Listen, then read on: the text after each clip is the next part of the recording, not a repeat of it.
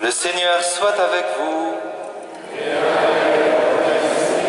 Évangile de Jésus-Christ selon saint Luc.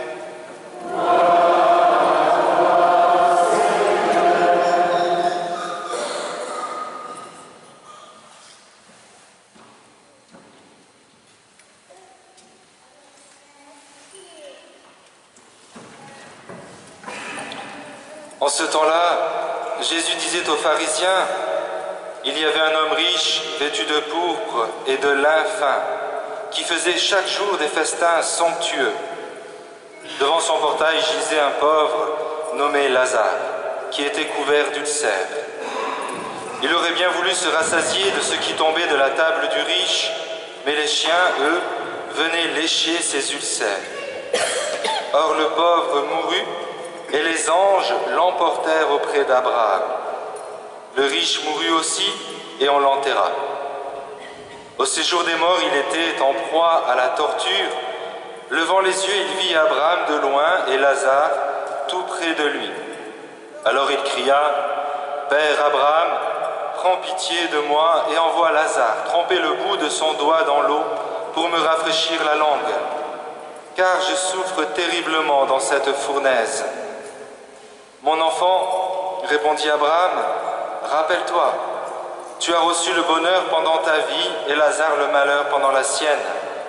Maintenant, lui, il trouve ici la consolation, et toi, la souffrance. Et en plus de tout cela, un grand abîme a été établi entre vous et nous, pour que ceux qui voudraient passer vers vous ne le puissent pas, et que, de là-bas non plus, on ne traverse pas vers nous. » Le riche répliqua, « Eh bien, Père, je te prie d'envoyer Lazare dans la maison de mon Père. En effet, j'ai 5 frères, qu'il leur porte son témoignage, de peur qu'eux aussi ne viennent dans ce lieu de torture. » Abraham lui dit, « Ils ont Moïse et les prophètes, qu'ils les écoutent. » « Non, Père Abraham, dit-il, mais si quelqu'un de chez les morts vient les trouver, ils se convertiront. » Abraham répondit, « S'ils n'écoutent pas Moïse ni les prophètes, quelqu'un pourra bien ressusciter d'entre les morts, ils ne seront pas convaincus. » Acclamons la parole de Dieu.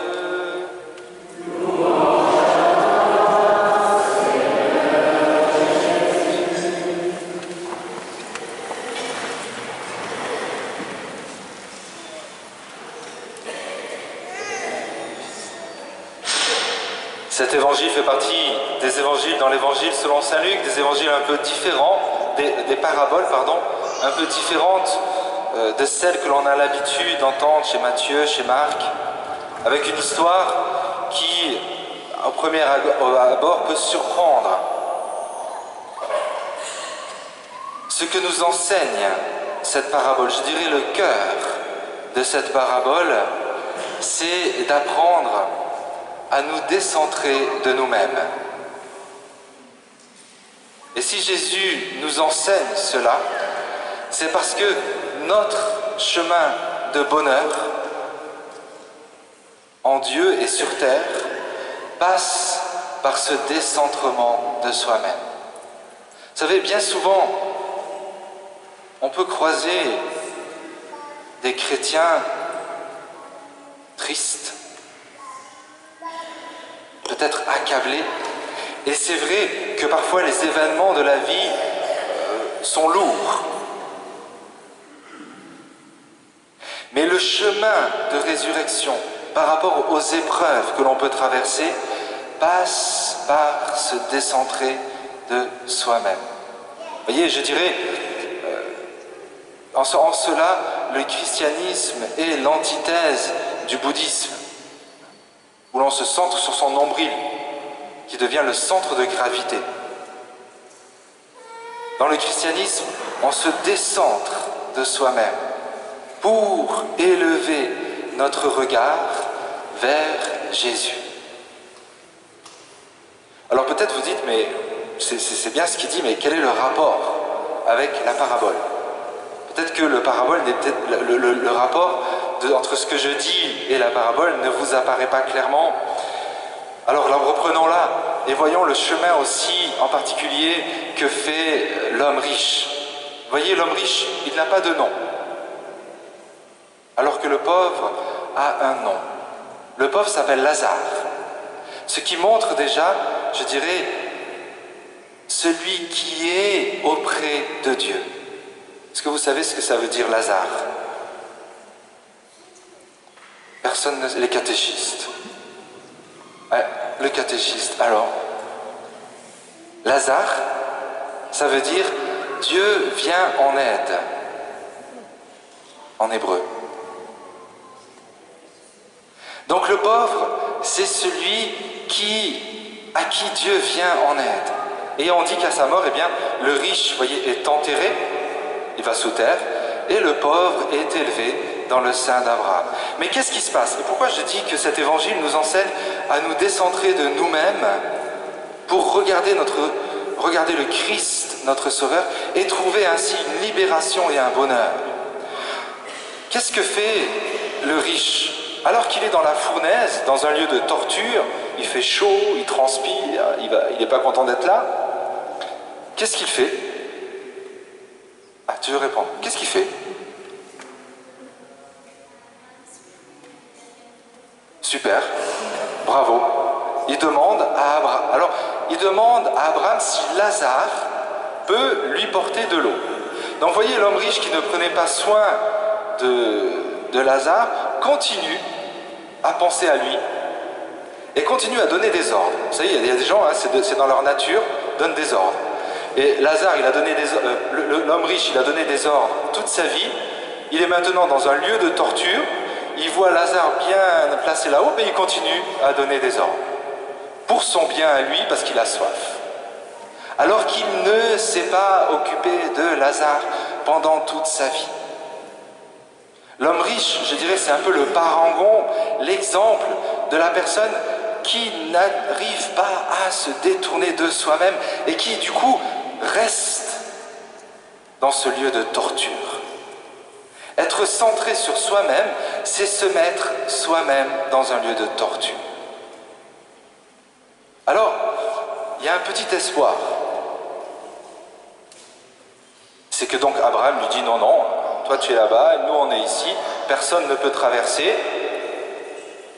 Et alors, quelle est la deuxième demande de l'homme riche? Perle, t'en souviens? Non, la deuxième c'est trop dur là. Tu cales.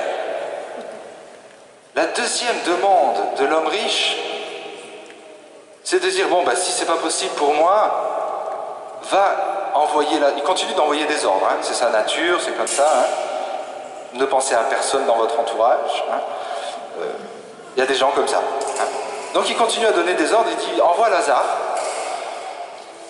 pour qu'il aille avertir mes frères. Il y a là un début de décentrement de soi-même. Ce n'est plus pour sa propre soif, mais c'est par souci de ses frères. Il y a là, il n'y a pas de question là. Hein? Il y a là le cheminement, ce petit bout de cheminement de l'homme riche, c'est celui auquel nous sommes invités nous-mêmes. Vous voyez, si nous arrivons, vous savez que la messe, l'Eucharistie, auquel nous participons, on doit ressortir de l'Eucharistie différent. Si on ne ressort pas différent, ça veut dire qu'il y a un truc qui ne s'est pas passé, il y a un truc qui bloque quelque part, et il faut voir pourquoi. La louange, elle est là pour... C'est la première chose. Mais qu'est-ce qu'on fait dans la louange? La définition de la louange, c'est de regarder Dieu et de louer Dieu pour ce qu'il est. On ne se loue pas soi-même, on ne dit pas à Dieu, on ne commence pas à étaler tous nos problèmes, mais on se décentre et on dit, Seigneur, je te loue parce que tu es là. Parce que tu es là, dans mon cœur, et sur l'autel, et dans les chants, et dans les rapports que l'on a les uns avec les autres. Vous voyez, ça me faisait penser, j'imagine, vous aussi vous pouvez entendre parfois, c'est toujours quelque chose qui me frappe, quand on entend, j'ai l'impression qu'il ne m'aime pas. Alors lui, j'ai l'impression qu'il ne m'aime pas. C'est pas la bonne question. Est-ce que moi, je vais vers lui? Est-ce que moi, je l'aime? Alors peut-être qu'effectivement, il ne vous aime pas. Hein. Je veux dire, il y a des personnes qui ne m'aiment pas. Hein. On a tous des personnes qui... Jésus aussi, il y a des personnes qui ne l'aimaient pas. Hein. Donc on ne sera pas les premiers. Mais la question n'est pas là, voyez. La question n'est pas est-ce qu'il m'aime. C'est toute la prière de Saint François. Que je ne cherche pas à être consolé, mais à consoler. Que je ne cherche pas à être aimé, mais à aimer. Que je ne cherche pas à pardonner, non, à être pardonné, mais à pardonner. Enfin, vous pouvez rajouter toute la liste. Pourquoi le Seigneur nous invite à cela? Parce que c'est en se donnant que l'on trouve la paix et la joie de vivre en Dieu. Vous savez, quand on s'ouvre, quand quelqu'un se donne, son visage est rayonnant.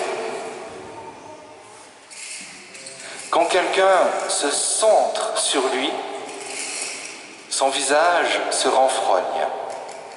J'aime bien ce terme, ça sonne bien, je trouve, renfrogner. Mais c'est vrai, c'est en se donnant. Et parfois il faut lutter pour cela, parce qu'on n'a pas nécessairement envie. Mais vous avez tous fait cette expérience, peut-être de rendre un service, de donner sans avoir envie de le faire, et puis à la fin d'être heureux de l'avoir fait. C'est ce que nous enseigne cet évangile. Alors, c'était mon premier point. Le deuxième point, il est rapide, mais j'aime bien le dire quand même, parce que souvent on pense que dans cet évangile, l'homme riche est en enfer. Est-ce que vous pensez que l'homme riche est en enfer? Qui pense que l'homme riche est en enfer? Nicolas, Pierre-Marie, vous êtes des durs, vous, hein? Alors j'ai une question pour vous, puisque vous êtes deux, hein? Enfin, peut-être vous êtes simplement ceux qui osaient lever la main. Vous connaissez pas en plus, hein? Vous allez faire équipe. À votre avis, si quelqu'un est en enfer, est-ce qu'il aurait eu le désir que Lazare aille avertir ses frères pour que ses frères ne le rejoignent pas dans ce lieu de torture? Après, c'est pas dogmatique, hein. Moi c'est mon interprétation. Tous les avis sont tout à fait possibles, mais je pense que ça représente plus le purgatoire, qui est un lieu de purification et un lieu où l'on chemine. Et effectivement, l'homme riche a un cheminement. Au début, bon, il est encore au début de son cheminement, parce qu'il continue de donner des ordres, au lieu simplement peut-être de faire attention aux autres. Mais justement, il est dans ce chemin-là, puisqu'au début, il est pour sa soif à lui, et après, il fait attention à ses frères. Voyez? Et donc, cette purification qui nous est un petit peu décrite ici dans cet évangile par rapport au purgatoire, c'est celle que nous sommes à vivre. Voyez, si parfois nous nous sentons un petit peu emprisonnés dans des pensées, dans des rumeurs, dans des murmures, c'est parce que nous sommes trop centrés sur nous-mêmes.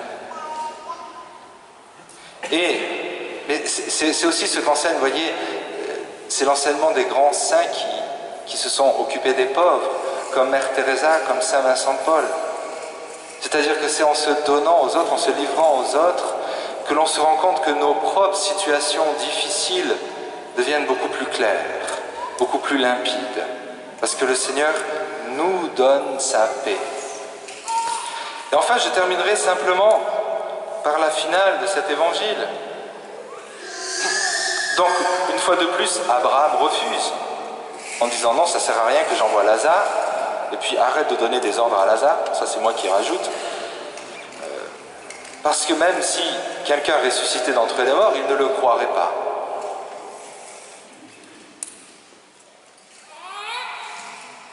S'il n'écoute pas Moïse ni les prophètes, quelqu'un pourra bien ressusciter d'entre les morts, ils ne seront pas convaincus. Ce terme de convaincu, convaincre, c'est un terme biblique. Quand est-ce que l'on est convaincu? Ou qui est-ce qui peut convaincre quelqu'un de Jésus-Christ? dans tout dans tout le Nouveau Testament, c'est l'Esprit Saint et lui seul. Personnellement, ça m'est jamais arrivé de discuter avec quelqu'un, de lui faire un bon exposé en docteur de théologie biblique et que le gars à la fin me dise « ça y est, je suis convaincu de Jésus-Christ ». J'ai jamais convaincu personne par ma parole. Je ne sais pas si ça arrive à quelqu'un d'entre vous, hein. Vous vous mettez à table, vous avez une discussion et le gars au dessert, au moment du dessert, il vous dit « alors là, ça y est, je suis convaincu ». Moi, je ne connais pas. Par contre, combien de fois, et je rends grâce à Dieu pour cela, j'ai vu des vies changer, des personnes athées devenir convaincues de Jésus parce qu'elles ont reçu une grâce de l'Esprit Saint. C'est lui seul qui convertit. Nous, on est là pour aider, hein, on est là pour mettre en condition. On fait tout ce qui est autour, hein, pour permettre à la personne de dépasser certains obstacles. Parce qu'il y a toujours des obstacles à l'œuvre de l'Esprit Saint. Et notre mission, eh bien, c'est d'essayer d'un petit peu de dégager ces obstacles pour que l'Esprit Saint puisse faire son œuvre. Et lui, et là c'est beau, parce qu'on voit en un jour, on voit une personne changer. Vous en avez vu, j'en ai vu. On voit une personne avec un visage dur s'adoucir. On voit une personne en prise avec des vices être libérée. On voit des personnes rongées par la vengeance être en paix. Et ça, c'est l'Esprit Saint qui le fait. C'est lui qui nous convainc de Jésus-Christ. Et on a besoin de le vivre régulièrement. Vous voyez, ce n'est pas parce qu'on l'a vécu une fois que c'est pour toute la vie. C'est comme se nourrir. Hein. C'est pas parce qu'on a fait un bon repas dans un super resto qu'on va pas manger pendant 10 ans. C'est comme la messe. C'est pas parce qu'on a j'ai fait une super messe là aujourd'hui, c'est bon, j'y retourne pour Noël. Non. On a besoin de se nourrir régulièrement. Notre âme peut être asséchée si on ne la nourrit pas. On va prendre un petit chant. Et après, je laisserai la parole à Antonio pour la bénédiction des catéchistes. Et simplement un chant à l'Esprit Saint par rapport à cette parole. Être convaincu par l'Esprit Saint. Ce ne sont pas nos paroles. C'est l'œuvre de l'Esprit Saint. Vous pouvez, si vous le souhaitez, fermer les yeux.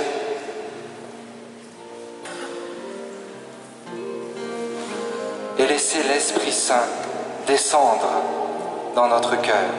Chasser tous les doutes, chasser la fatigue, chasser la colère, chasser le vice, chasser toutes nos prisons.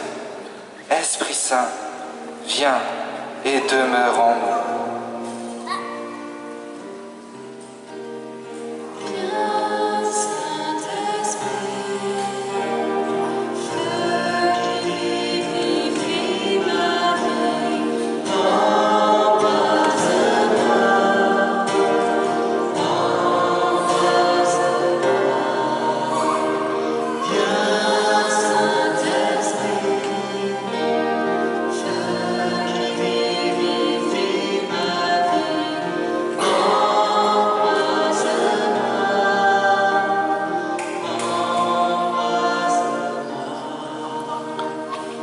Oui, doux Esprit Saint, descends dans notre cœur. Viens y faire régner ta paix et ta lumière. Viens nous décentrer de nous-mêmes pour que notre regard se tourne vers Jésus et vers notre prochain. Oui, Esprit Saint, renouvelle notre cœur, renouvelle notre vie. Transfigure-nous.